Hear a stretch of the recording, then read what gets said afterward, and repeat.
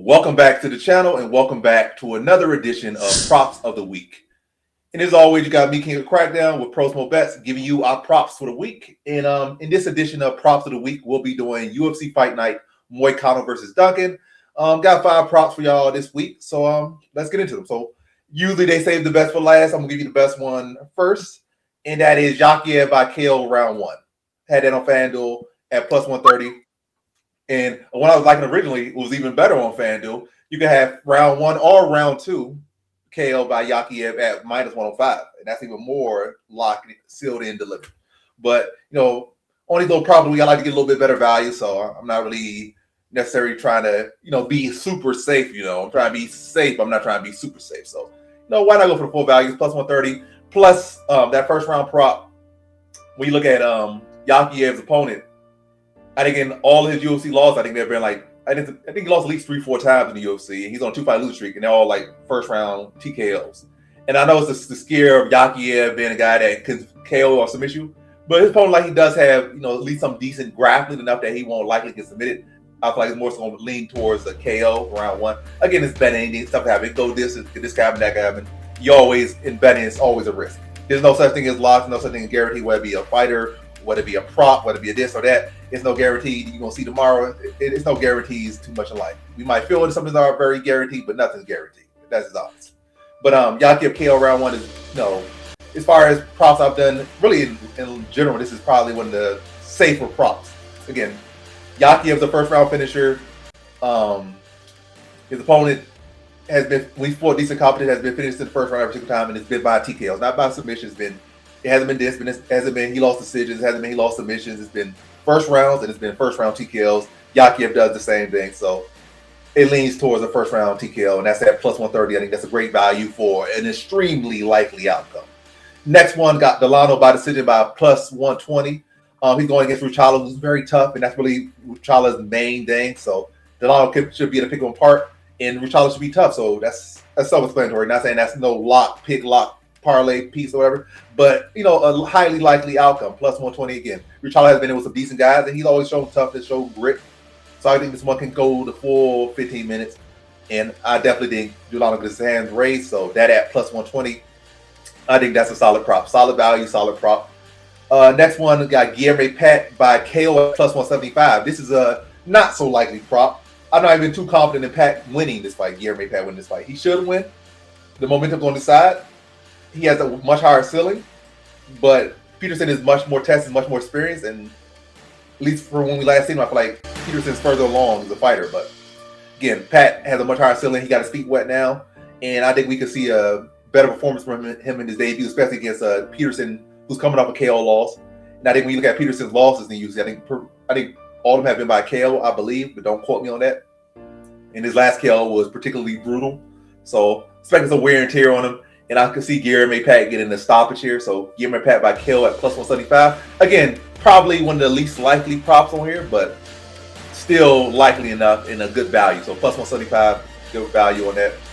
And yeah, Guilherme Pat to show the evolution and take advantage of Peterson that's coming off a KO loss. Then the next one, we got Moicano by KO or submission at plus 215. Just going to get straight to the point. I'm not going to beat around the bush and say, oh, this, give you your whole 5 minutes. You already did it in the Underdog of the Week video. I already did it in the Quick Pick. I already did it in the Full Carb. I did it like 3 times already. You can go back and watch those videos on my channel. But Moicano KO sub, this feel like it's levels. And the last time Duncan lost, he got submitted. And it was against what's his name? Manuel Torres, who's really a striker. Manuel Torres grabbing really not even like that. And he was able to grab you in not even a real suplex, like head and arm suplex you, like not even like a body lock, get you deep under the chest right here. It was like, over here and just flung you, suplex you, and then took your back and submitted you. So Moicano's a way better grappler than Torres. And Moicano, we can give him all this disrespect, but Moicano has proven to be at least a top 7 lightweight and been able to stick around that top 7. Not to say he's gonna be like no true this, true that, but he at least has been that spot. And Duncan, I don't think he really has fought even a true top 15 fighter yet. Has Duncan even fought a true top 15 for Kenny? Kenny's not no top 15 guy. Oki's not no top 15 guy.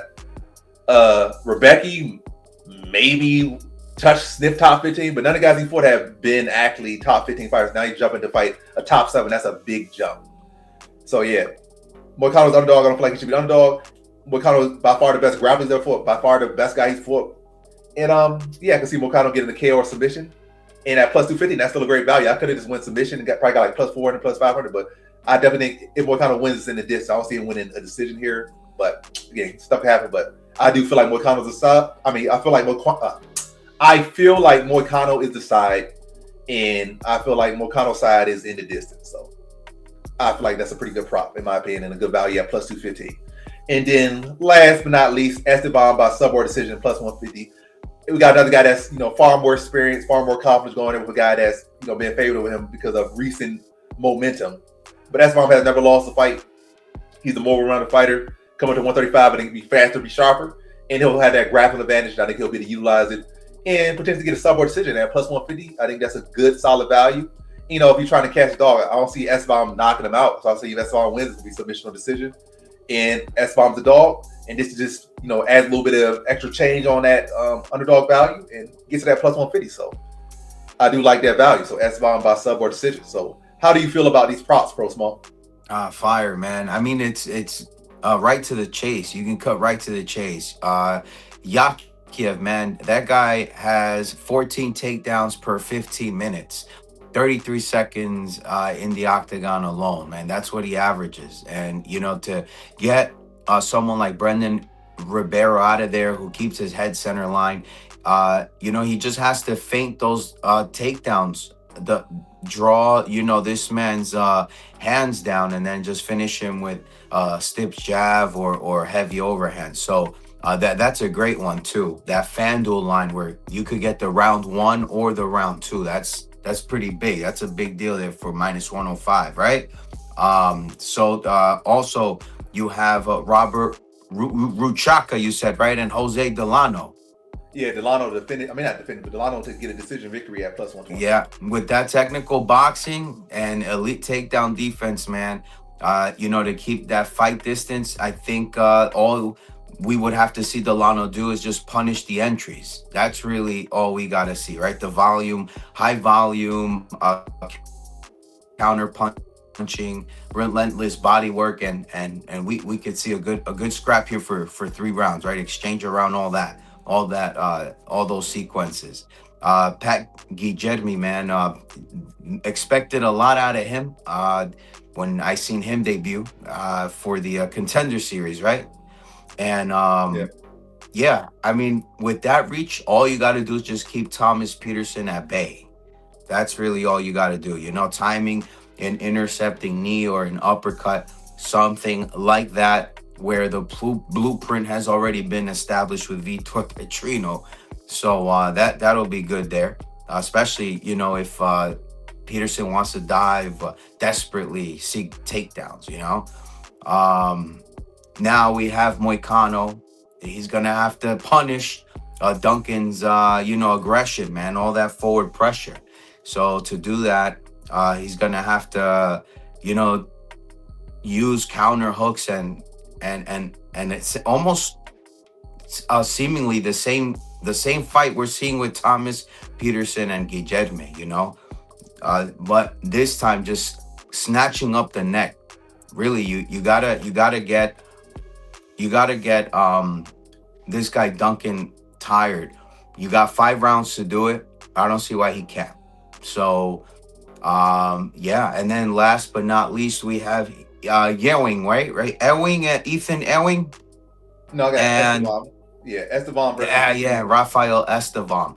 Wow, that guy's got national Brazilian wrestling experience under his belt, and really, it's just the sequences, man. He's gonna have to back up Ewing to the octagon wall there, using low kicks and then initiate, the double leg and things of that nature.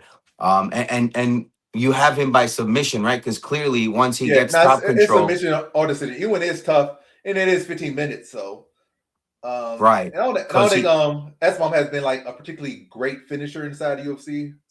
We probably could see that coming up to 135, maybe put on some more mass. The technical skills from 135 from 125 to 135. 125 is going to be the most technical division typically because you're dealing with, the smaller you go, the more technical you get. Now coming up 10 pounds should be more technical, should be quicker. Maybe he put some more size on it. He won't have that gas issue he had at 125. Now being at 135. So He'll Right, easily. right. And he fought at lower weight classes, this guy, Ethan Ewing. Now, I think Esteban. I don't think he went for that 125. It's Ah, okay. Esteban that has. Yeah, so Estevam can transition, from top control to take his back for a rear naked choke, or like you said, just a suffocating, smothering game would get it done for him on the scorecards, man. So that's how I got it. Let's get it. Yep. And so those are the props of the week. Gonna run through them one more time, so you guys can get it. So you're like, where is it at? It's at the beginning and end of the video. So not too hard to find. No need for closed captioning. So first one was Yakiev Kale round one at plus 130. There's also the additional one if you want to add that on, or you want to go the other route and be a little bit more safe. Yakiev Kale round one or two, minus 105. Then you got Delano decision at plus 120. We got Guillermo Pat by KO at plus 175. We got Moicano KO or submission at plus 215. And last, again, but not least, Esteban by submission or decision at plus 150. And those have been the props of the week for UFC Fight Night, Moicano versus Duncan. And once again, you have me, King of Crackdown, and Prosmo Bets giving you our props for the week. Thanks for watching. Like, comment, subscribe, and come back with more videos. Peace.